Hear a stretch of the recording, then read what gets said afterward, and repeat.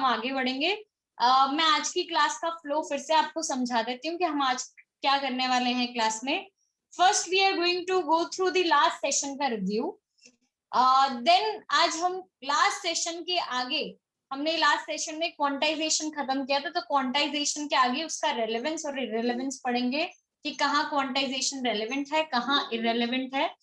फिर उसके बाद हम प्रोसेस ऑफ चार्जिंग में जाएंगे और उसको डिटेल स्टडी करेंगे कि there are 3 processes of charging, वो कैसे कैसे की जाती है, राइट। एंड देन मेरा पूरा सेशन खत्म हो जाएगा, आपको होमवर्क मिल जाएगा which is homework sheet 1.1। So class शुरू होने से पहले मैंने आपको होमवर्क दे दिया है।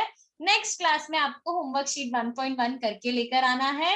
आपको पीडीएफ बना के वो अपने गूगल क्लासरूम पे सबमिट करने का रहेगा नेक्स्ट क्लास में, right. So if you don't come without submitting your homework, यहाँ पे मेरे को वो टर्न्ड इन का लिस्ट में अगर कोई भी बच्चा असाइंड में दिखा, मैं उस असाइंड वाले बच्चे को फिर वेटिंग रूम में भेज दूंगी तब तक जब तक वो अपना होमवर्क सबमिट नहीं कर रहा होगा, right. This is what is going to happen with you in next class, right. Ali आप क्या कर रहे हो? फोन चलाना बंद कर दो अभी। और ओ रिव्यू कर रहे हो, वाओ ग्रेट। अली क्वेश्चंस की तैयारी कर रहे हो, मतलब सारे क्वेश्चंस का आंसर आप कर दोगे अभी? रिव्यू नहीं कर रहा मैम, खाली ऐसे स्क्रिबल कर रहा था। तो ऐसे नहीं करो प्लीज, ऐसे नहीं करो। स्क्रिबल करना is not a good thing, it is as good as phone चलाना। मत करो, नहीं, don't do it. Ma'am quantization थोड़ा शॉर्ट में रिपीट कर सकते हो? नहीं, क्यों? ये तो तुम रिपीट करोगे, मेरा काम तो नहीं है रिपीट करना। रिपीट करना तुम्हारा काम हो गया है, आप लोग रिपीट करेंगे मेरे बिहाफ पे। तो देखिए मैं क्या क्या रिपीट करने वाली। I am going to discuss what was charge, that is the intrinsic property of matter by virtue of which the body can experience और शो इलेक्ट्रिकल इफेक्ट्स। ये हमने चार्ज के बारे में सीखा था। फिर हमने चार्ज का डिनोशन सीखा था, दैट इज क्यू, या स्मॉल क्यू से, कैपिटल क्यू या स्मॉल क्यू से हम इसको डिनोट करते हैं। इसके डायमेंशंस जो है वो है 80 और एसआई यूनिट जो है वो है कूलम। फिर there are 2 polarities of charges, positive and negative. Like charges repel each other, unlike charges attract each other. Charge is a scalar quantity, so it undergoes algebraic addition, and charge remains conserved as well.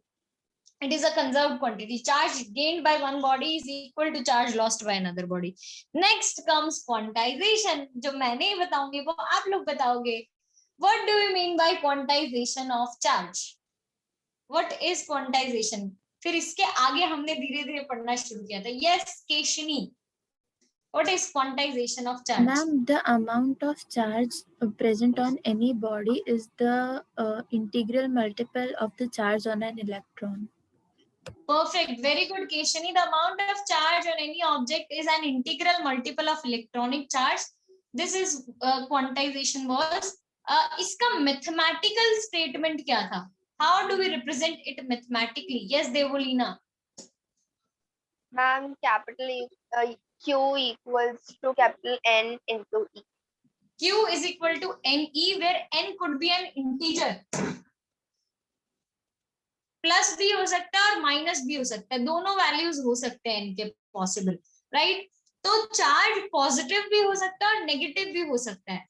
When is a body positively charged? One second ना, one second.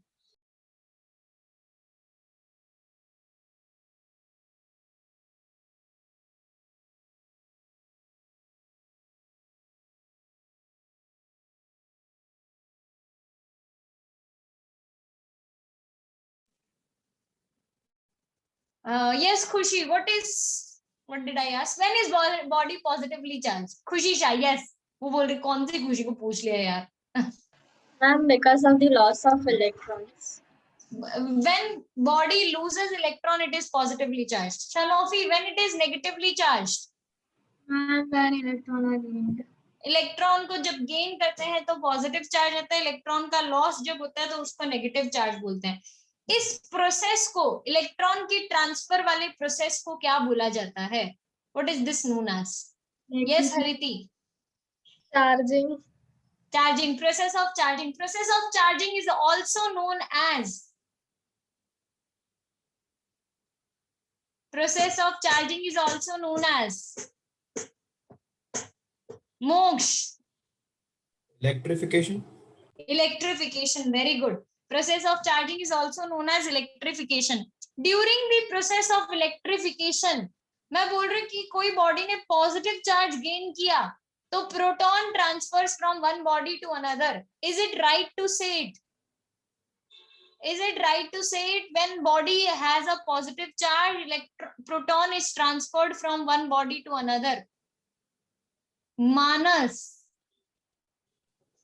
Ma'am, no, it is not, because protons are not easily transferred because of strong nuclear force. Yes, very good. Because they are held by strong nuclear forces. Protons are never transferred from one body to another because they are held by strong nuclear forces. Good. What is the smallest charge a body can have on it? Tisha. E, that is 1.6 into 10 raised to power minus 19. That is the charge of an electron, 1.6 into 10 raised to minus 19 coulomb.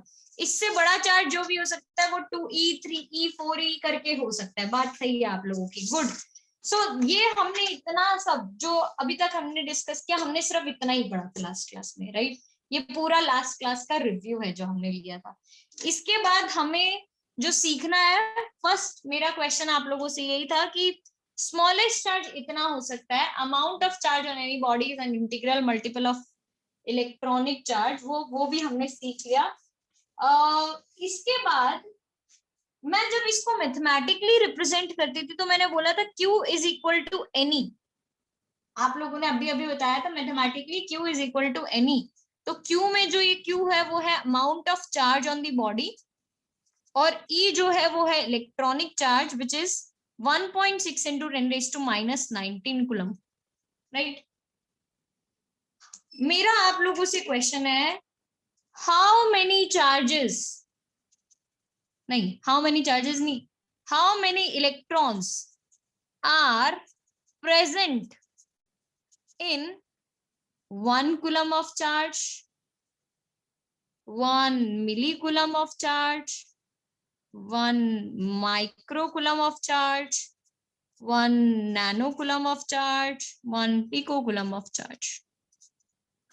How many charges are present in 1 coulomb, 1 millicoulomb, 1 microcoulomb, 1 nanocoulomb, 1 picocoulomb? Khushi Fadia, what is 1 coulomb?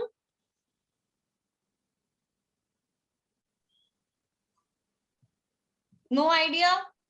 ये 1 coulomb क्या represent कर रहा है? इनमें से Q, N, E में से क्या रिप्रेजेंट कर रहा है? Amount of charge. Very good, वहां सही है. तो यही पूछा था मैंने, what is 1 coulomb? It is Q, amount of charge on any object. Q is 1 coulomb. Mansi, मुझे फाइंड क्या करना है Q is equal to n e में? Amount of charge. ना, नो. क्वेश्चन फिर से रीड करो. How many like electrons? So what do we need to find? Electrons. Q, N और E में से क्या ढूंढना है? N. N ढूंढना है. Good. So N into E is equal to 1. N is equal to 1 by E. वंश पटेल, ये E का वैल्यू कितना है?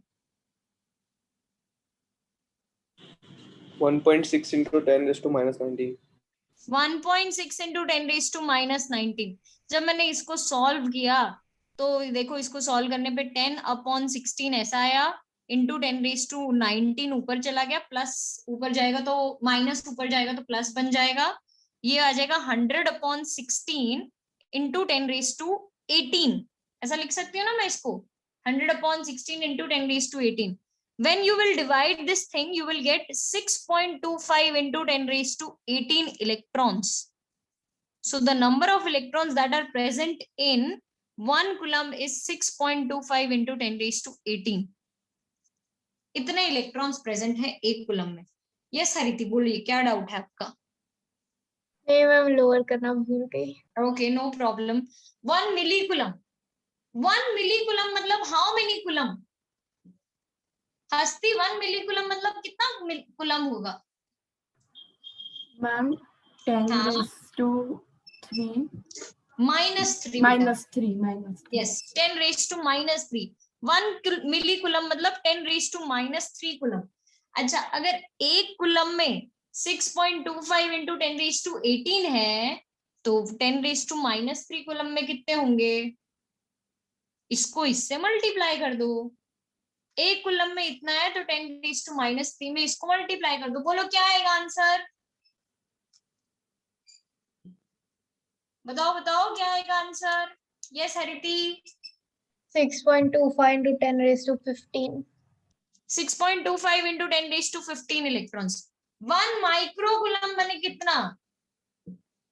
दर्श 1 माइक्रोकूलम मतलब कितना?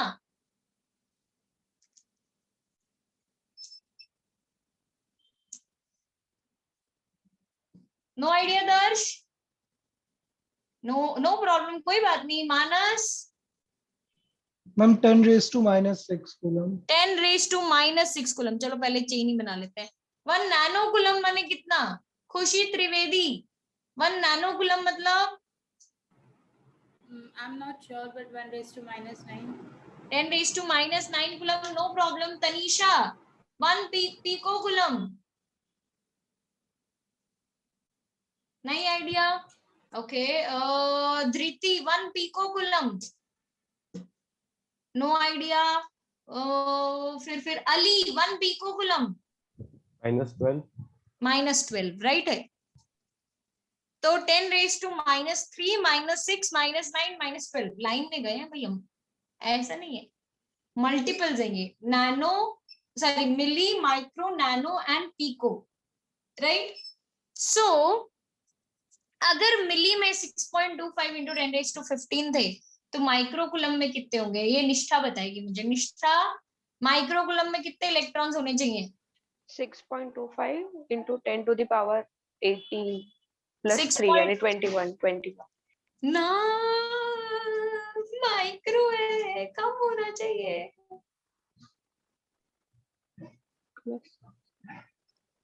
देखो निष्ठा इट इज सिंपल।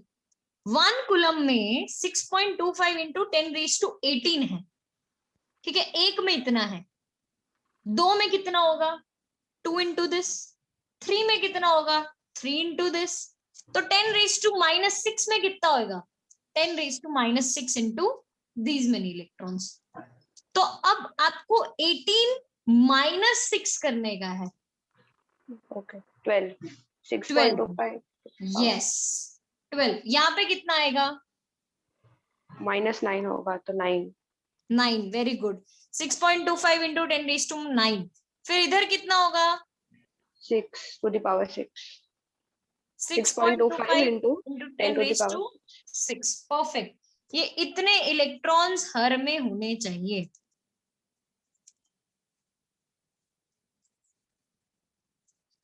ठीक है देखो अब मैंने ये सब क्यों सिखाया, ये सब बताने की क्या जरूरत है? रीजन ये जो नंबर्स से आप डील कर रहे हो, स्पेशली 1 कुलम पे आ जाते हैं अपने। 1 कुलम में 6.25 into 10 raised to 18 इलेक्ट्रॉन्स। क्या कम है क्या ये अमाउंट? 10 raised to 18।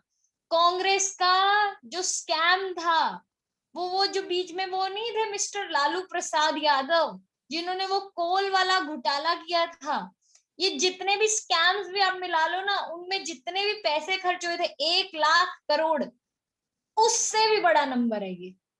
तो don't under estimate this number. First of all देखने में छोटा लग रहा है, लिखने में छोटा लग रहा है, but this is not a very small number. इतने इलेक्ट्रॉन्स एक कुलम में प्रेजेंट है।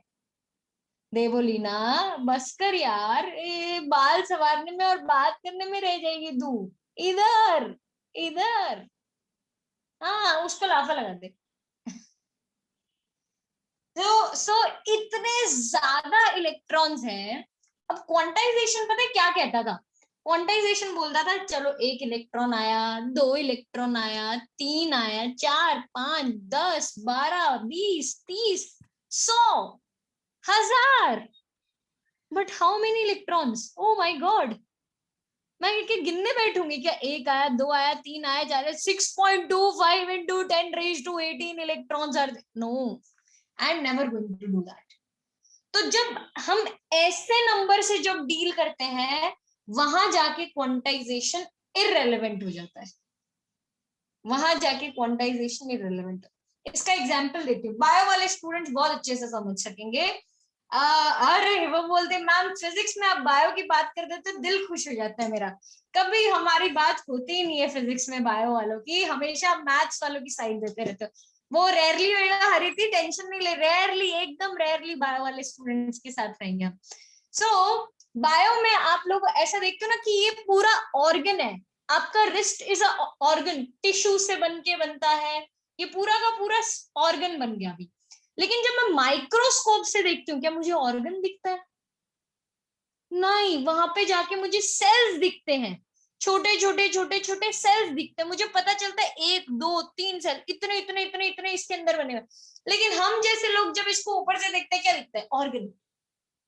तो when I am dealing with microscopic level, तब मुझे 1 इलेक्ट्रॉन, 2 इलेक्ट्रॉन, 3 इलेक्ट्रॉन का रेलेवेंस लगेगा।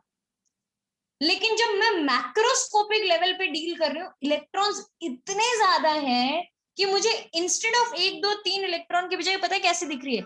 ये पूरी शीट ऑफ इलेक्ट्रॉन्स, कि यहाँ पे ये इलेक्ट्रॉन्स भर चुके हैं। कहीं पे ऐसा होता है ना, चींटियां अटैक कर देती है और फिर वो पूरा काला काला काला काला हो जाता है एरिया, वो वाला केस है कि चींटियों ने अटैक कर रखा है कहीं पे और ये पूरा ब्लैक हो गया है, ऐसा वाला case. It is also same as viewing a forest from front view and viewing a forest या greenland from helicopter। जब सामने से देखते हो तो कैसा दिखता है? 1 ट्री, 2 ट्री, 3 ट्री, 4 ट्री, अलग अलग दिखते हैं मुझे, डिस्क्रीट लेवल पे दिखते हैं। लेकिन जब मैं हेलीकॉप्टर से देखूं नीचे की तरफ, तो मुझे क्या दिखेगा? ये पूरा रीजन ग्रीन है, इसके आगे हमारा दूसरा लैंड शुरू होता है। अब क्या वहां पे मैं बैठ बैठ के पेड़ गिन सकती हूँ? हवाई जहाज में बैठ के पेड़ गिन सकते हो तुम लोग? ना हुए। That is macroscopic level. Top view जो है, हेलीकॉप्टर व्यू जो है, वो मेरा मैक्रोस्कोपिक लेवल है, और जो मैं सामने से खड़े होके देख रही हूँ वो मेरा माइक्रोस्कोपिक लेवल है। Am I clear Khushi Trivedi, पक्का? तनीषा, कोई कंफ्यूजन इसमें? तो where is quantization relevant? Relevance of quantization is seen when we are dealing with microscopic level, but when I reach to macroscopic level, quantization का relevant खत्म हो जाता है, irrelevant हो जाता है वहां पे quantization, irrelevant। अच्छा, irrelevant होने का मतलब ऐसा है कि इनवैलिड हो गया है या इट इज नॉट एप्लीकेबल। तो अगर आपको ऐसा लग रहा है तो अपनी अंग्रेजी पे ध्यान दीजिए, दोनों शब्दों का मतलब अलग अलग है। अंग्रेजी में ये दोनों शब्द सेम नहीं कहलाते हैं, right? So the two words have a different meaning. irrelevant doesn't imply that quantization is not applicable over here. quantization है, अभी भी है, बट मुझे उसको क्वांटाइजेशन को पढ़ने में कोई रेलेवेंस नहीं लग रहा है वहां पे। मैं हाथ को देख के भी बोलती हूँ सेल 1 सेल 2 सेल 3 सेल 4, नहीं, finger 1 finger 2 finger 3 finger 4 finger 5, ऐसा डील किया जाता है, right? So this is the case where quantization is relevant and quantization is irrelevant, right? ध्वनित, खुशी, मानसी, संजना, आप लोग गायब हो चुके हो, मुझे आपकी शक्लें नहीं दिख रही है। वंश, आपकी भी शक्ल नहीं दिख रही है। अनुष्का गायब गायब, महर्षि गायब गायब। ये महर्षि को कोई वीडियो पे ले, मैं पैर छू दूंगी तुम्हारे। ये महर्षि किसी दिन वीडियो ऑन कर ले अपना। महर्षि, अरे ओ महर्षि, कर दूंगा मैं। क्या कर लोगे? कब? आज की क्लास में? Short time. आज की क्लास में बोला कि कब बोला? शॉर्ट महर्षि, टाइम। मेरा बर्थडे आ रहा है यार, बर्थडे गिफ्ट दे दे मेरे को, मेरा सच्ची में बर्थडे आ रहा है। करता हूँ मैं। बर्थडे गिफ्ट की तरह ना, थैंक यू सो मच। और सेम करते करते तुमसे भी मैं ये उम्मीद करती हूँ, please give me this birthday gift. पूरा अप्रैल मंथ तुम्हें वीडियो ऑन करने का। अरे देख, हर महीने मेरा बर्थडे आएगा। ऑल राइट, ये Vansh Masrani, I don't know this guy, ये कौन है जो एंट्री लेना चाहता है? किसी का फ्रेंड है? नहीं, आई डोंट नो वंश मसरानी यार। कोई कोई नया एडमिशन भी, मेरे को तो नहीं पता है। कोई कोई मेरी क्लास में आके शुरू शुरू में नहीं पंगे करने चाहिए भाई। देख महर्षि, अब तुम सिर्फ तुम बचो, कार्ते ने भी वीडियो ऑन कर दिया अपना।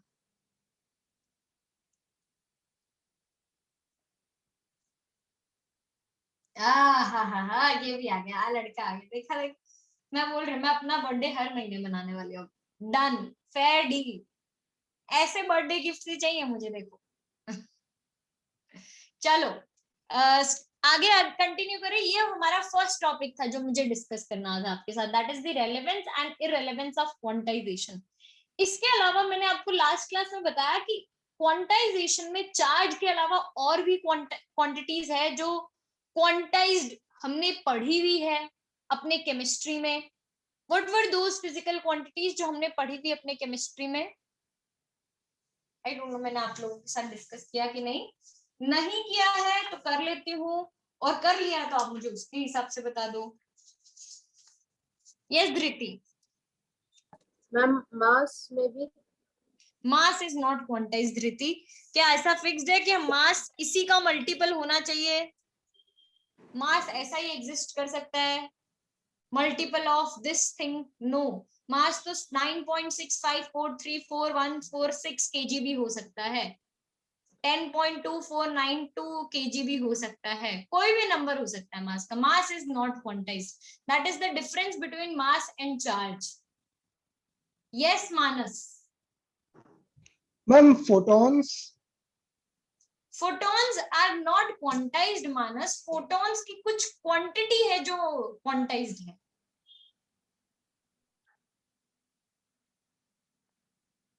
निष्ठा ने भी कुछ आंसर दिए। निष्ठा 1 सेकेंड, आई एम चेकिंग।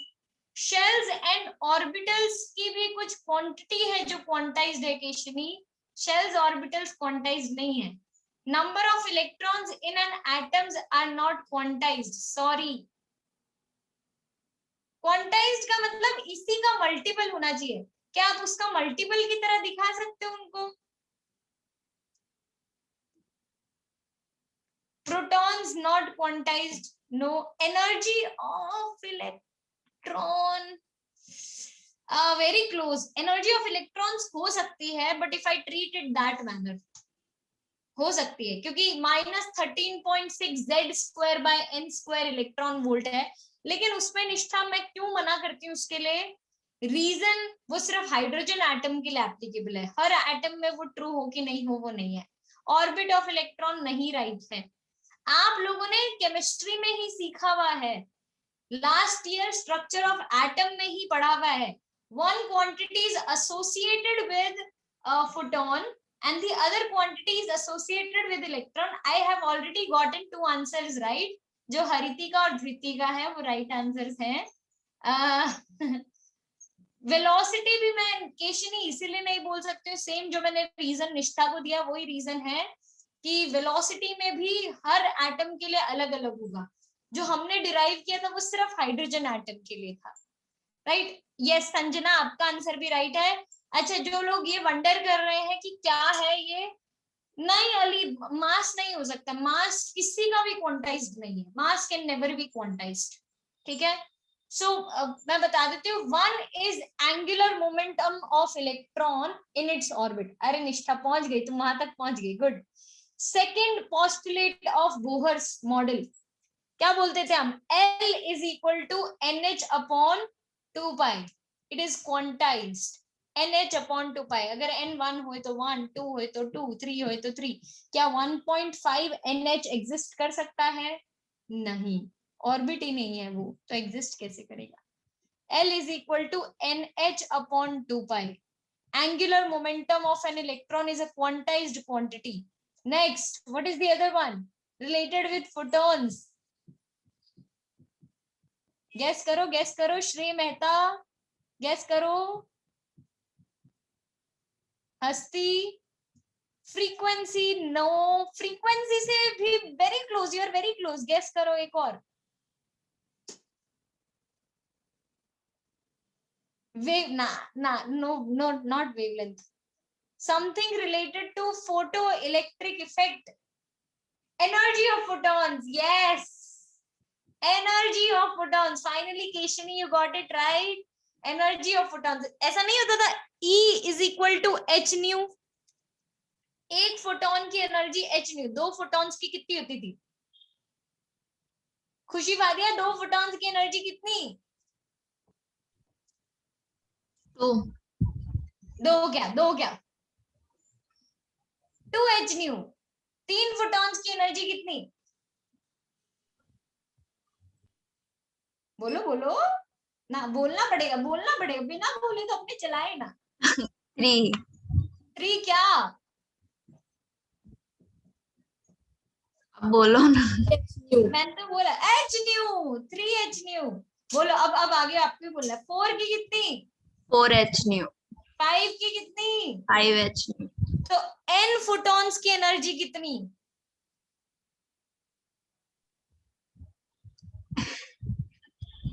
देखो मैं पकड़ लेती हूँ, वीडियो ऑन होता है ना तो ध्यान नहीं होता, तो मैं पकड़ लेती हूँ। NH new. अनुष्का निहालिनी, अब नेक्स्ट नंबर तुम्हारा लगने वाला है, क्लास में ध्यान दो वरना पकड़ी जाओगी तुम भी। ये मैं तुम्हें वार्निंग दे रही हूँ अभी। ये खुशी का नंबर लग गया है और अब तुम्हारा नेक्स्ट है, देख लो इधर ध्यान दो। राइट, बाकी जो लोग एक्टिव है उनको नहीं पकड़ रही मैं। देखो मानसी को तो नहीं बोला मैंने, Mansi was active in class. वंश, तीसरा तुम हो। I am full active. चलो NH nu, तो this is how the quantities, these quantities are quantized but not the others, right? चलो नेक्स्ट जो हमारा टॉपिक है वो है प्रोसेस ऑफ चार्जिंग। चार्जिंग किसको बोलते थे हम, फिर से रिपीट कर दो, ये लड़का मोक्ष बता देगा अपने को। मोक्ष, what is charging? Transfer of electrons. Transfer of electrons. अब ये ट्रांसफर ऑफ इलेक्ट्रॉन्स हम 3 तरीके से करवा सकते हैं, चार्जिंग बाय रबिंग या चार्जिंग बाय फ्रिक्शन बोल के, फिर charging by conduction, and next is charging by induction. Charging by rubbing, charging by conduction and charging by induction, ये 3 तरीके से हम ऑब्जेक्ट को चार्ज करवा सकते हैं।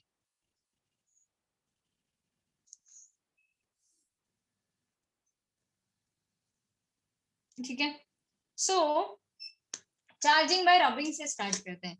Charging by rubbing is nothing but your childhood magic, जिसको आप बोलते थे ना, स्केल को रब करो, पेपर बिट्स उठाओ, देखो पेपर अपने आप हवा में उठने लग जाते हैं। दैट, उसके पीछे मैजिक नहीं था, सॉरी, दैट वाज फिजिक्स, और उसको हम बोलते हैं चार्जिंग बाय रबिंग। ऐसा हमने बहुत ऑब्जेक्ट्स के साथ करने का ट्राई किया होगा। हमारी जो जेरोक्स मशीन होती है वो भी चार्जिंग बाय रबिंग पे वर्क करती है।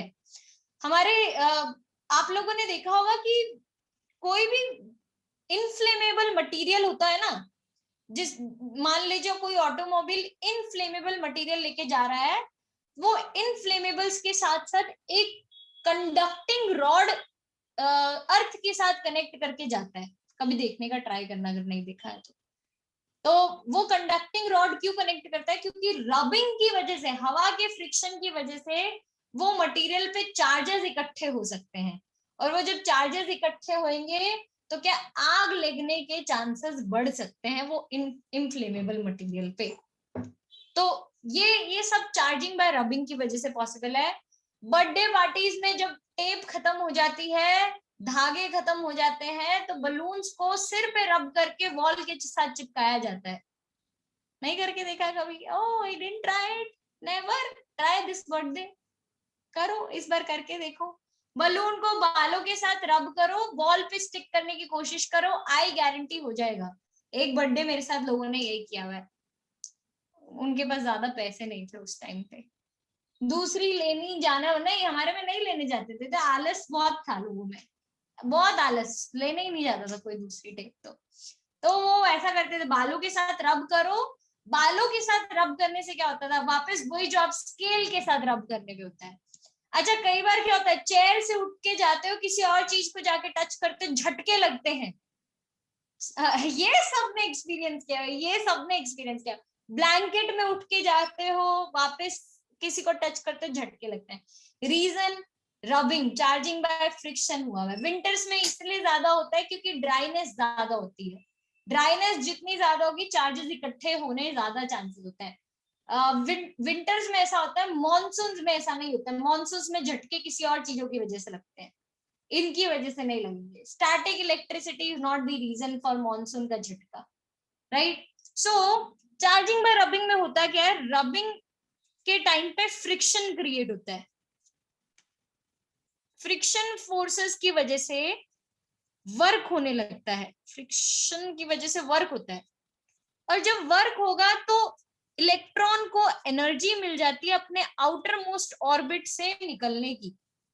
आउटर मोस्ट ऑर्बिट से निकलने की एनर्जी मिल जाती है। इसकी वजह से electrons get transferred, electrons come, पहले तो comes out and get transferred from one object to another.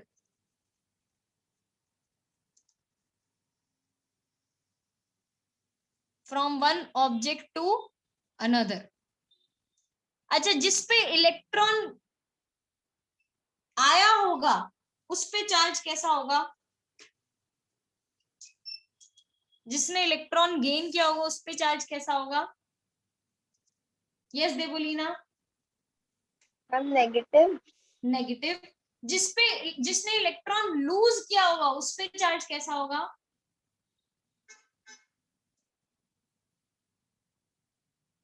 बोलो बोलो बोलो, केशिनी बोलो। I'm positive. Positive. What is the amount of charge will they gain? Tough question. What is the amount of charge will they gain? Q. Q कितना होता है पर? Q कितना? What is Q equal to? क्या?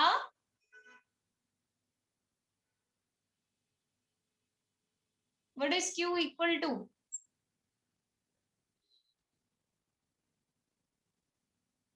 Yes, Hariti. NE.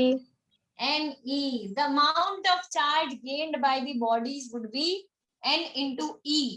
अगर किसी ने loose किया है तो नेगेटिव चार्ज Ne, किसी ने गेन किया है तो positive charge Ne. That would be the amount of charge on the body. This is what is happening in charging by rubbing या charging by friction. Aastha clear है? कोई confusion इसमें? All right.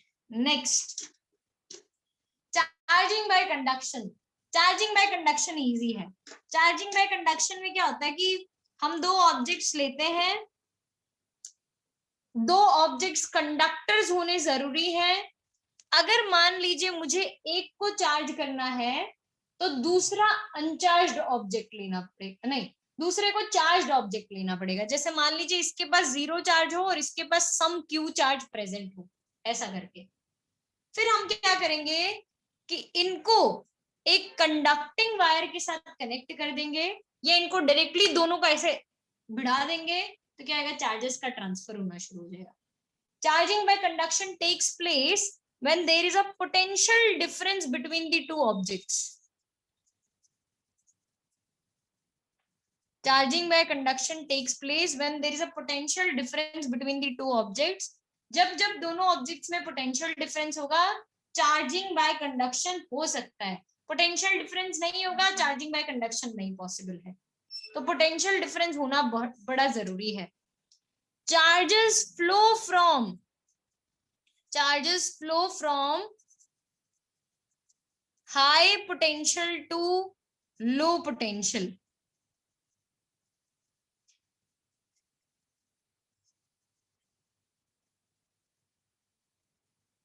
Charges flow from high potential to low potential. ये याद रखना।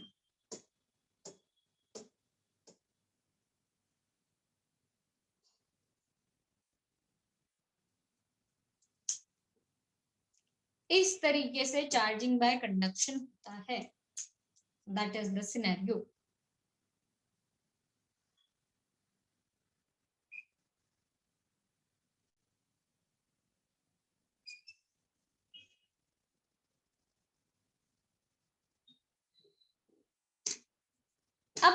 एक और condition मैं आपको इसमें सिखा देती हूँ। ये जो पोटेंशियल डिफरेंस की मैंने बात की है, पोटेंशियल डिफरेंस तभी एप्लीकेबल होता है, मतलब पोटेंशियल डिफरेंस दो तीन चीजों पर डिपेंड करता है। One, it depends on the size of the object, size of the material, and two, the charge on the object. अगर दोनों का साइज सेम है तो सिर्फ किस पे डिपेंड कर रहा होगा? चार्ज पे। जिसका चार्ज ज्यादा उसका पोटेंशियल ज्यादा, जिसका चार्ज कम उसका पोटेंशियल कम। तो potential of the object depends on two things, size of this object and second is charge on the object. If size is same, if both the objects are identical, then potential only depends on charge. ठीक है धृति, बस भाई बस, आलस नहीं करने का भी अपने को, हिम्मत रखो, हिम्मत। थक जाते हैं, आई अंडरस्टैंड, बैठे बैठे थक जाते हैं, चक्कर लगा के आ जाने का, एक इधर उधर दौड़ के आ जाने का फटाफट। ठीक है चलो, this is charging by conduction and it is done here. अच्छा, चार्जिंग बाय कंडक्शन को समझने के लिए we will do one question from your notes, solve example 4। Notes निकालिए, सॉल्व एग्जाम्पल 4 खोलिए, वो करेंगे अपने उसको सॉल्व करने के लिए। और वो क्वेश्चन हमारे लिए महर्षि रीड करके सुनाएगा सबको। महर्षि, अरे ओ महर्षि, हाँ मैम। क्वेश्चन एग्जाम्पल 4 रीड करने का है तुम्हें। अभी नोट्स खुल ही नहीं आता। कोई बात नहीं, गूगल क्लासरूम में जाओ, हम वेट कर लेंगे उतना।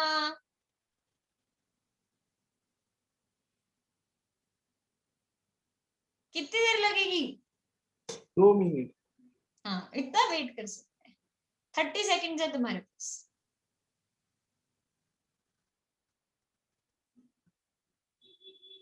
शनोफी ऐसा ही होता है यार, अब क्या करूं, 2 मिनट दूं मैं उसको ऐसा? शनोफी हंस रही है। संजना, गूगल क्लासरूम ना, पक्का ना, गूगल क्लासरूम राइट? कौन सा क्वेश्चन है? एग्जाम्पल 4। 2 आइडेंटिकल मेटालिक वाला। अभी एग्जाम्पल 4 एक ही हो सकता है महर्षि यार।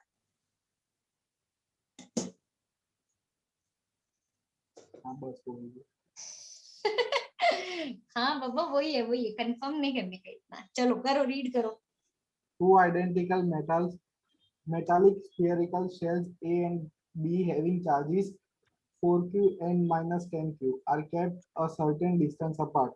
A third identical uncharged sphere C is first placed in contact with sphere A and then with sphere B. Then spheres A and then B are brought in contact and then separated. Find the charge on the spheres A and B. तो महर्षि initial case क्या है? A के पास कितना charge है? Plus 4q. B के पास कितना है? Minus 10q. और सी के पास कितना है? नहीं है। नहीं है? अरे पहचान लिया तुमने। नहीं है, चार्ज नहीं है, 0। Good, very good. तो दिस इज द क्वेश्चन, आपको दे रखा है ए के पास प्लस 4q चार्ज है, बी के पास माइनस 10q है और सी के पास there is no charge, 0 charge, right. पहले उन्होंने क्या किया, ए और सी को कनेक्ट किया। जब ए और सी को कनेक्ट किया तो चार्जिंग बाय कंडक्शन की वजह से चार्जेस का ट्रांसफर हुआ होगा। मानसी मैडम, आप मुझे बताओ, आइडेंटिकल मेटालिक स्फीयर होने की वजह से पोटेंशियल किस पे डिपेंड करेगा उनका? आइडेंटिकल मेटालिक स्फीयर से मतलब what can I conclude? Potential depends on size. No, identical होने की वजह से potential doesn't depend on size, क्योंकि दोनों का साइज सेम हो जाएगा। हाँ, आइडेंटिकल। तो potential depends on charge. Yes. Greater the charge, greater would be the potential. Lesser would be the charge, lesser would be the potential.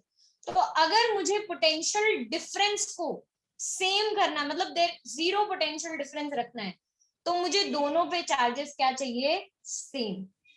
दोनों bodies पे charge same आ जाना चाहिए, राइट। जब मैंने ए को सी के साथ कनेक्ट किया तो ए और सी दोनों का चार्ज मिला के होता है, हो जाएगा, सही हो जाएगा, टेंशन नहीं लो, दोनों का चार्ज मिला के होता है +4q + 0 डिवाइडेड बाई 2। क्योंकि डिवाइड बाई 2 इसलिए किया क्योंकि दोनों पे इक्वली चार्ज बटेगा, इक्वल डिवाइड हो जाएगा। +4q + 0 डिवाइडेड बाई 2, ये +2q हो गया, सी पे भी चार्ज आ गया +2q। क्या ए और सी के कनेक्शन से बी के चार्ज पे कोई चेंज आएगा? Will there be any change? No, there is no change, ये -10q रहेगा। उसके बाद उन्होंने कनेक्ट किया बी और सी को। अनुष्का, निहालिनी मैडम, जब हमने बी और सी को कनेक्ट किया, बी और सी को जब कनेक्ट किया, what is the net charge on the two bodies? Net charge, हम नेट चार्ज कैसे बता सर? कितना? Ma'am -10q + 0/2। अच्छा, ये जो ये 2q गया वो गायब हो गया, क्योंकि पहले ए सी का नहीं कनेक्शन। पता, बता दो। क्या फिर क्या बोला, फिर से बोलो। नहीं पता, बता दो। Akshat Bhatia, what is the net charge on the two objects? Number वो सी का 2 क्यों गिनेगा उस बी और सी के कोलिजन में? हाँ, दोनों को ऐड करना होता है। नेट चार्ज तो का मैम मतलब 8 कूलम।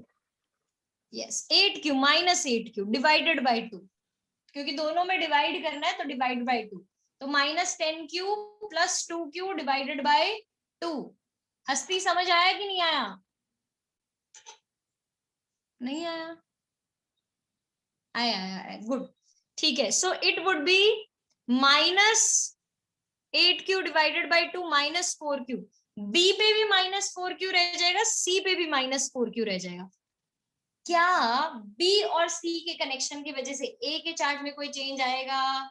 शनोफी को पहले ही पता चल गया, शनोफी ने पहले ही मुंडी हिलाना शुरू कर दिया, नहीं आएगा मैडम, नहीं आएगा, कोई चेंज नहीं आएगा। It would still remain +2q जो हमें लास्ट में मिला था। ध्वनित, इसके बाद हमने ए और बी को कनेक्ट किया है, ए और बी को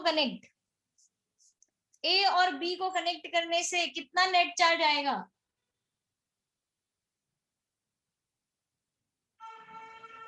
-6q। -6 कैसे होगा? +2q -4q कितना होता है? -6। Sorry -2q। -2q, yes. So +2q -4q would be -2q divided by 2. तो -2q divided by 2 -2 इस पे आ जाएगा और -q इस पे आ जाएगा। क्या सी के चार्ज पे कोई फर्क पड़ेगा? नहीं, वो अभी भी -4q रहेगा। what are the final charges on all of them? It would be -q and -4q. This is charging by conduction. Any doubts?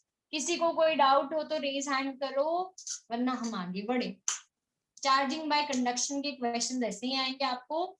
इस चैप्टर के हिसाब से हमारा पोटेंशियल जो है वो सिर्फ और सिर्फ चार्ज पे डिपेंड कर रहा है। ज्यादा चार्ज मतलब ज्यादा पोटेंशियल, कम चार्ज मतलब कम potential. Negative represents low potential, positive represents high potential. ठीक है, हरिति क्या डाउट है, बोलो। मैम हमने डिवाइड बाय 2 क्यों किया? क्योंकि 2 ऑब्जेक्ट्स में डिवाइड करना है, 3 में करना होता तो डिवाइड बाय 3, 4 में करना होता डिवाइड बाय 4। तो फिर चार्ज सेम क्यों आएगा? क्योंकि आइडेंटिकल मेटालिक स्फीयर है। अगर मुझे पोटेंशियल दोनों का सेम करना है तो मुझे दोनों के चार्ज भी तो सेम करने हैं, और दोनों के चार्ज सेम करने हैं तो मुझे दोनों को इक्वल नंबर से डिवाइड करना पड़ेगा, दोनों को बराबर बराबर शेयर करना पड़ेगा ना। मैम पर पोटेंशियल को इक्वल क्यों करना है? ठीक है, चलो इसको मैं थोड़ा और पीछे लेके जाती हूँ। हरिति, आपने हीट एनर्जी का ट्रांसफर सीखा था लास्ट ईयर? हाँ। हीट एनर्जी का ट्रांसफर कब होता है? When is heat transferred? Temperature difference. कब ये हीट ट्रांसफर बंद हो जाता है? Temperature equal. कब पोटेंशियल कब चार्जेस का फ्लो बंद हो जाएगा? हाँ, पोटेंशियल जीरो होगा, पोटेंशियल डिफरेंस। सेम हो जाए, पोटेंशियल डिफरेंस जीरो हो जाए और पोटेंशियल सेम हो जाए, ये उसी के जैसा है, हीट ट्रांसफर के जैसा केस है चार्जेस का ट्रांसफर होना भी। ठीक है, अभी क्लियर है? कोई कंफ्यूजन इसमें? मैम तो अगर तीनों को किसी पॉइंट पे हमने कांटेक्ट में लाया होता, ए बी और सी को, तो तीनों का एडिशन और डिवाइड बाय 3। यस, तीनों का एडिशन और वो तीनों की जो पोटेंशियल होगा वो सेम होगा। यस, तीनों का पोटेंशियल सेम हो जाएगा। Reason, potential here is only depending on charge, not the size. अगर साइज पे कर रहा होता तो केसेस अलग होते, but potential is only depending on charge here because all the metallic spheres are identical in shape. Okay. कोई confusion अभी? No ma'am. Good question, very good question Hariti. समझ आया आप लोगों को क्वेश्चन इसका हरिति का? It was a good question. Yes Akshat. Ma'am अगर साइज सेम ना दी हो तो, आइडेंटिकल ना हो तो चैप्टर 2 पढ़ेंगे। चैप्टर 2 में पोटेंशियल्स के बारे में आता है और उसमें साइज से रिलेशन भी बताया जाता है। सिंस हम चैप्टर 1 में हमें यहाँ पे जब भी कनेक्शन में करके दे रहे होंगे तो आइडेंटिकल मेटालिक स्फीयर्स ही देंगे। ये क्वेश्चंस बहुत बार आएगा, लेकिन वहां पे आपको आइडेंटिकल स्फीयर्स दे रखे होंगे। रीजन, अभी हम चैप्टर 1 में है इसके लिए। जैसे ही we will study more about potential, वहां पे कोई जरूरी नहीं है आइडेंटिकल स्फीयर्स ही दिए हो, फिर एक और स्टेप आगे बढ़ जाएंगे अपने, राइट? चलिए नेक्स्ट लास्ट जो हमें पढ़ना है, charging by induction. Charging by induction में कुछ ज्यादा प्रोसेसेस है as compare to charging by conduction and charging by rubbing. Charging by induction में ज्यादा प्रोसेसेस है। क्या क्या वो प्रोसेसेस है, तो हम स्टार्ट करेंगे उन प्रोसेसेस से। फर्स्ट इज, हम एक अनचार्ज्ड मेटालिक स्फीयर लेते हैं, अनचार्ज्ड मेटालिक स्फीयर। चलो जस्टिफाई दिस स्टेटमेंट, मतलब ये सही है कि गलत है वो भी आपको बताना है, and then you need to justify the answer. Uncharged metallic spheres does not contain any charges. Is it right to say it और not? Uncharged metallic sphere does not contain any charges, any charged particles. Is it right to say it or not?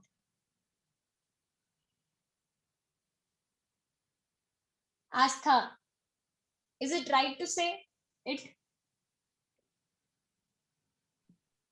No idea. No idea. Hasti, no clue. Ali, no idea. Okay. Tisha, Ma'am, maybe no, but I'm not sure. can you justify, Tisha, why don't you think so? मतलब maybe भी है तो क्यों ऐसा सोचा आपने? I just guessed it, maybe. I mean, मतलब charge शायद हो सकता है, चार्ज पार्टिकल हो सकता है, तो फिर अनचार्ज कैसे है बॉडी? मतलब नेट शायद जीरो है। हाँ, तो नेट चार्ज जीरो होने का मतलब क्या होता है? कैंसिल आउट हो जाते होंगे। कौन कैंसिल करने वाले लोग हैं? चार्जेस। कौन कैंसिल करने वाले लोग हैं?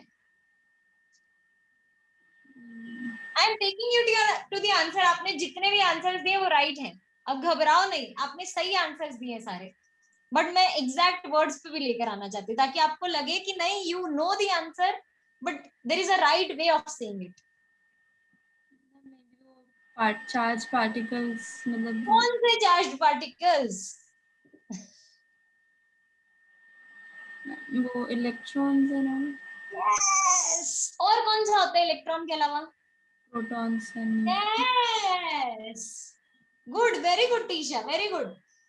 Number of electrons are equal to number of protons. जब number of electrons number of protons के बराबर हो तब नेट चार्ज जीरो हो जाता है, पार्टिकल बॉडी अनचार्ज्ड हो जाती है, but that doesn't mean they don't contain charges, they do. they do have charges, but they don't show that they have charges because the net charge is 0. Right? निष्ठा समझ आया? देखा कहां से कहां पहुंच गए हम टीशा को लेके, पर टीशा का आंसर राइट थे. Right way of saying is number of electrons and number of protons are same. And Hariti ने शायद ये बता ही दिया था. और हरिति का एकदम बैंग ऑन टारगेट था कि एकदम हरिति ने सीधा ही बोला था no because it is uncharged as number of electrons and protons are same. Done. खत्म. Right? Good. Very good, Hariti. So this level of clarity you would need. Right? खुशी समझ आया आपको? तीनों खुशी को, ये जो when I say खुशी, तीनों खुशी को मुंडी हिला देने की अपनी, ठीक है? और तीसरी जो खुशी मुंडी नहीं हिला सकते, एटलीस्ट थम्स अप दे देने का उसको. हाँ, yes, yes, good. चलो, so I have taken an uncharged metallic sphere, but that doesn't mean it doesn't have electrons and protons. It does. इसके पास इलेक्ट्रॉन भी है, प्रोटॉन भी है. मैं क्या कर रही हूं, इसके सामने एक पॉजिटिवली चार्ज रॉड रख रही हूँ, सामने रख रही हूँ, टच नहीं कर रही हूँ इसको, सिर्फ सामने मैंने लाके पॉजिटिवली चार्ज रॉड रखी है, ऐसे नजदीक में, विसिनिटी में लाके. तब इसके इलेक्ट्रॉन्स पे इसका क्या असर आएगा? बुरा असर पड़ेगा. वो बुरा असर ये है कि इलेक्ट्रॉन इसकी तरफ खींचे चले आएंगे. अट्रैक्शन हो रहा है यहाँ पे, इशारों ही इशारों में बातें चल रही है यहाँ पे. Right? So electrons are attracted to one face. अच्छा, जहां से इलेक्ट्रॉन्स उठ के आए होंगे तो पीछे डेफिशिएंसी आ गया होगा इलेक्ट्रॉन का, तो उस साइड पे चार्ज कैसा बच गया होगा? पॉजिटिव. जो ये साइड है इसको बोला जाता है नियर फेस, दूसरी साइड को बोला जाता है फार फेस. मोक्ष बताओ, क्या डाउट है आपका भाई? मैम ये जो आप समझा रहे हो उसके पहले जो समझा है वो रिपीट कर सकते हो? I was having some internet issue. कौन सा समझाने वाला? मुझे नहीं पता. अब मुझे कैसे पता होगा? मैंने बहुत कुछ समझा है इससे पहले. मैम जो लास्ट पार्टी जब बोला था ना आपने इसके पहले, वही मैंने ये बोला था, uncharged body doesn't mean that they don't have charges. It means the number of electrons and number of protons are same. तो they do have charges but the net charge comes out to be 0. Okay, ठीक है, चलो ये हो गया. ये second phase है. ये जो स्प्लिटिंग ऑफ चार्जेस हो रहा है ना, ऐसा दूर दूर चार्जेस जा रहे हैं एक दूसरे से, इलेक्ट्रॉन एक साइड पे आ रहा है, पॉजिटिव चार्ज एक साइड पे रह जा रहा है, इस फिनोमिनन को अपने बोलते हैं पोलराइजेशन. चार्जिंग बाय इंडक्शन में the first step that takes place is polarisation. The first step that takes place is polarisation. Electrons एक साइड उठ के आ जाते हैं, पॉजिटिव चार्ज दूसरी साइड पे रह जाता है. अच्छा, टेल मी समथिंग, अगर मैंने ये रॉड नेगेटिवली चार्ज लिया होता तो क्या होता? रॉड यस तनीषा, तनीषा बताएगी. Tanisha ma'am near face positive होता और फार फेस नेगेटिव होता. परफेक्ट. नियर फेस पे पॉजिटिव चार्जेस आ जाते, फार फेस पे नेगेटिव चार्जेस आ जाते. What is polarisation? The splitting up of positive and negative charges on the two opposite faces of a body. Right? इसके बाद मैं क्या कर रही हूं, थर्ड स्टेप में मैंने इसको इंटैक्ट रखा, रॉड को positive positive positive positive intact रखा, और यहां पे मैंने कनेक्ट कर दिया इसे ग्राउंड के साथ, अर्थ के साथ, अर्थिंग कर दिया इसका. अर्थिंग समझते हो? हमारे घरों में भी होती है अर्थिंग, है ना? जब एक्सेस चार्जेस हो जाते हैं तो उनको अर्थ में ट्रांसफर कर दिया जाता है, क्योंकि अर्थ हमारा एक महान देवता है जो इलेक्ट्रॉन ले भी सकता है और इलेक्ट्रॉन लूज भी कर सकता है, जितना मर्जी चाहो उतना. और ये इलेक्ट्रॉन लेन देन के प्रोसेस में उसका पोटेंशियल हमेशा 0 वोल्ट ही रहता है. It never comes down, it never comes up, वो हमेशा 0 वोल्ट ही रहता है. तो व्हाट इज अर्थिंग? इसका डेफिनेशन बड़ा सिंपल है. The transfer of electrons takes place in such a way that the body gets neutralised. The transfer of electrons takes place in such a way that the body gets neutralised. तो electron हो सकता है body से अर्थ में भी जा रहा हो और अर्थ से बॉडी में भी आ रहा हो। टेल मी समथिंग, इस केस में क्या हो रहा होगा? अर्थ से बॉडी में कि बॉडी से अर्थ में? अक्षत, अर्थ से बॉडी की बॉडी से अर्थ?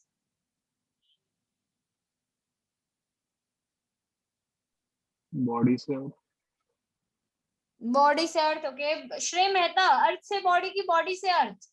बॉडी से अर्थ। बॉडी से अर्थ। ओके, खुशी फादिया, अर्थ से बॉडी की बॉडी से अर्थ? बॉडी से अर्थ। बॉडी से अर्थ। और Aastha Desai, Aastha Desai, transfer of electrons taking place in from body to earth और earth to body? Body to earth. Body to earth. Nishtha Chauhan, body से अर्थ। बॉडी से earth. Devolina, ma'am earth to body. Why? Ma'am क्योंकि वो इधर positive charge है तो मतलब अर्थ से इलेक्ट्रॉन जा रहे हो। बोले ना आंसर राइट है, घबराना नहीं है, टेंशन नहीं लेनी है, आंसर राइट ही अपना। निष्ठा क्या हुआ है? नाराज नहीं हो निष्ठा, नाराज नहीं हो तो ऐसे मुझसे। अरे राइट आंसर उसने दिया तो मेरी क्या गलती है अभी? ऐसे तो नाराज नहीं हो मुझसे यार। So right answer is from earth to body. Reason हमने क्या बोला? अर्थिंग का डेफिनेशन फिर से देती हूँ। Transfer of electrons takes place in such a way that the body gets neutralised. Neutral अगर करना हो, पॉजिटिव को अगर न्यूट्रल करना हो तो मुझे नेगेटिव चाहिए। नेगेटिव चाहिए तो मतलब मेरे को अर्थ से लेकर इलेक्ट्रॉन लाना पड़ेगा और स्पेस को न्यूट्रलाइज करना पड़ेगा। तो कुछ देर बाद क्या होएगा, जब ये कनेक्शन मैंने ऐसा रखा है तो कुछ देर बाद इस कनेक्शन में ऐसा दिखने लग जाएगा मुझे कि यहाँ पे अर्थिंग का वायर कनेक्टेड है, यहाँ पे नेगेटिव चार्ज इंटैक्ट है और यहाँ पे चिपका हुआ नहीं है। सॉरी इतना चिपका हुआ नहीं, दूर है वो, आंखों में बातें कर रहे हैं वो, नजदीक हैंडशेक नहीं चल रहा है अभी। They are talking through the eyes, ऐसा वाला केस है, दूर दूर से। ये एग्जाम में जो ऑफलाइन एग्जाम में चीटिंग होती है वैसा वाला केस है।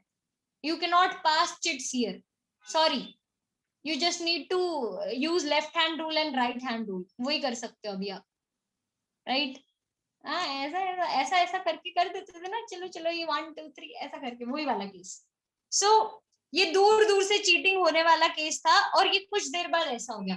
तो इलेक्ट्रॉन का ट्रांसफर कहां से कहां हो रहा है? From earth to body. I hope it is clear to everyone, those who gave wrong answer to me, Akshat, Nishtha, Aastha, बाकी सब भी जिन्होंने आंसर दिए थे, खुशी, यस। चलो इसके आगे बढ़ूं तो इसके बाद मैं ये हटा दूंगी, वायर हटा देंगे और इसको इंटैक्ट रखेंगे अभी भी।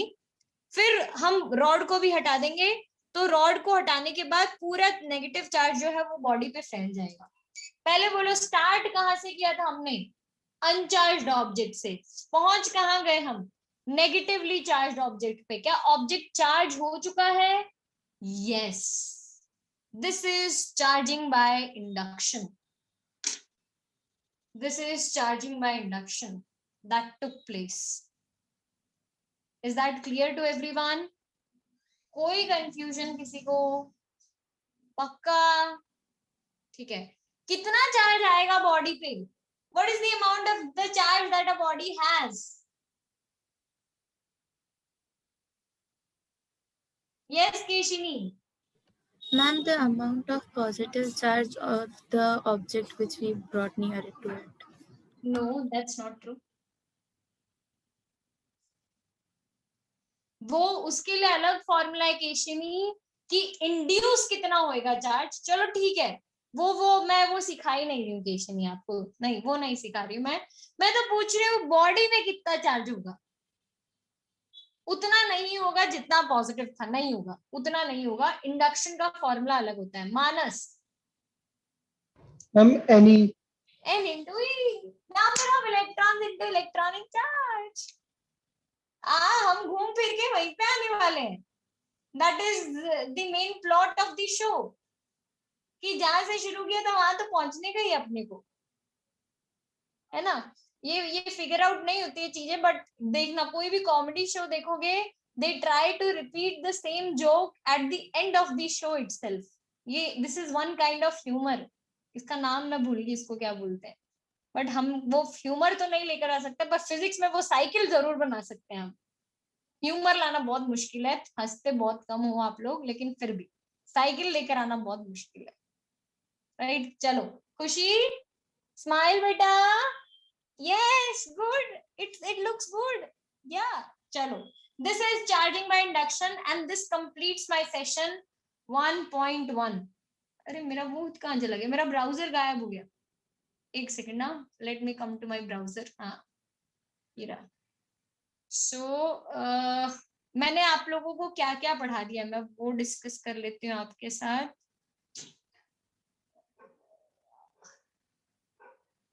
दिस इज सम वीडियो जो मेरे को किसी को भेजनी थी। This is cluster 7 class work chapter 1 notes, जिसके पास नहीं है वो यहाँ से देख लेना। हमने ये आज खत्म किया, देखिए प्रोसेस ऑफ चार्जिंग यहाँ से चालू किया था, relevance and irrelevance of quantization, process of charging, इसमें हमने 3 प्रोसेसेस किए और ये तीनों प्रोसेसेस को हमने डिटेल में स्टडी कर लिया। नेक्स्ट टाइम आप लोग ये सॉल्व्ड एग्जांपल्स रीड करके आओगे, ये वाला पार्ट मैंने ऑलरेडी कवर कर दिया, इसमें से थोड़े solved examples I have already taken up, थोड़े आप लोग कर लेना। मैं आप लोगों का ये होमवर्क रहेगा नेक्स्ट क्लास में, होमवर्क शीट 1.1 सबमिट करना। If you come without submitting your homework, you won't be allowed to enter the class. If you have doubts, still submit the homework. Doesn't matter. Homework submit करना बहुत जरूरी है। Doubts रह जाए चलेगा, लेकिन homework नहीं submit किया हो वो नहीं चलेगा, right? So submit the homework। यहाँ पे आपका homework आ जाना चाहिए। इसमें कुछ क्वेश्चन आपको आ जाएंगे डायरेक्टली, कुछ के आंसर मिल जाएंगे, कुछ के डाउट्स रह जाएंगे, तो I will take up doubts, no problem, I will take up doubts next time, right. Khushi Shah को कोई कंफ्यूजन था, बोलिए खुशी। मैम मेरी फाइनल एग्जाम्स चालू है, तो मैं फाइनल एग्जाम के बाद तुम्हारे जैसे और कितने लोग हैं खुशी? मैं वो लोग मेरे से अभी बात नहीं करेंगे, क्लास के बाद मुझे कॉल करेंगे, right. Thank you so much, good. Class के बाद मुझे मैसेज करोगे। हाँ हरिति, होमवर्क ना सबमिट करने की बात के अलावा कोई भी बात डाउट है। हाँ बोलो। Ma'am example